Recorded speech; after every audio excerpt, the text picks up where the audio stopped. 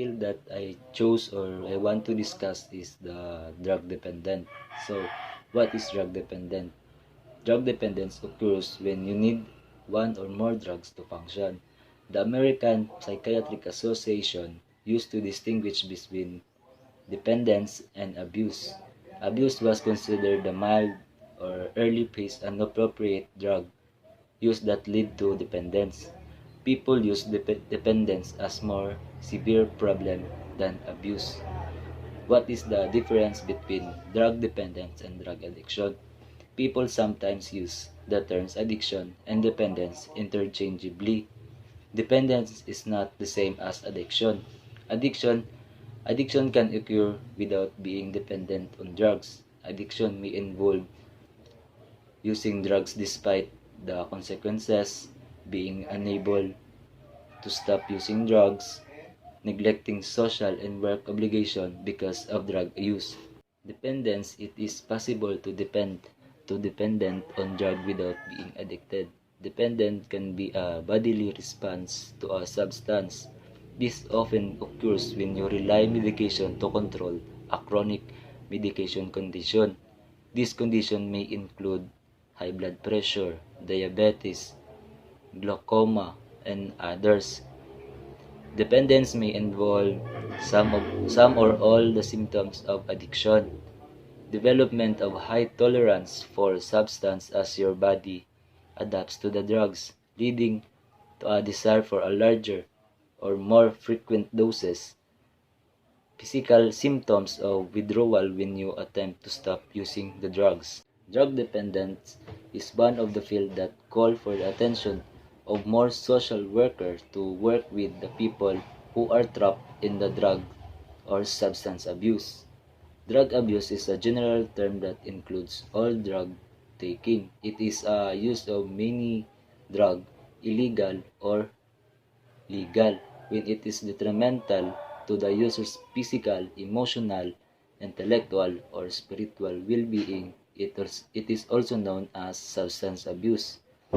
And the interesting and challenging part of this field is how can you help someone dealing with drug problem.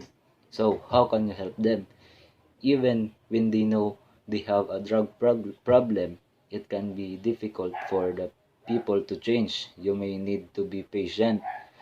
If the person isn't ready to seek help, you can still support them by trying minimize the impact that their drug use has on them and others around them. As a start, you may be able to help by letting them know about the supports that are available to them.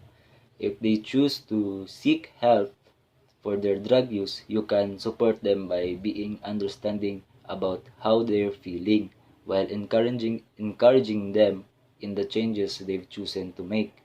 For many people, taking action to deal with their drug use, it's just a start, and maintaining the changes they've made may be the most difficult part.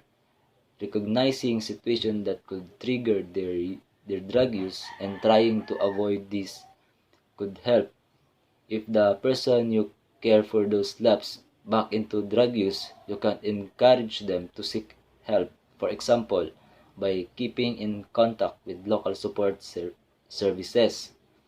Now, what is the roles of social workers in this field? Working with substance use is a part of and piece of social work practice. It is a part of social worker statutory obligation as well as their duty of care. The first rule of social work in this field is engagement.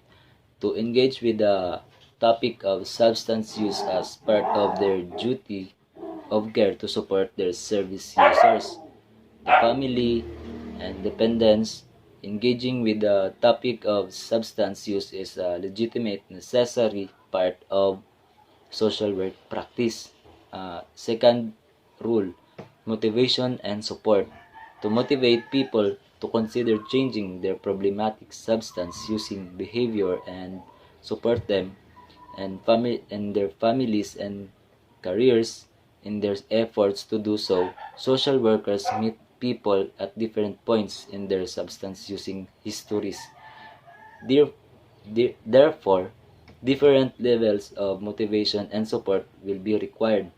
The key is to ensure that the motivation and support offered maximizes the likelihood of behavior change, even with people who are highly resistant. The third rule, supporting and maintaining change.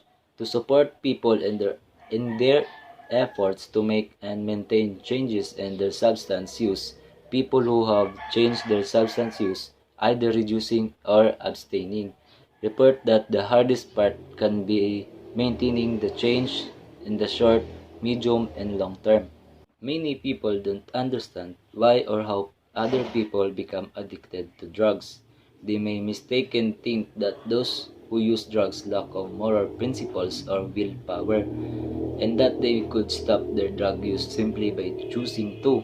In reality, drug addiction is a complex disease, and quitting usually takes more than good intention or a strong will.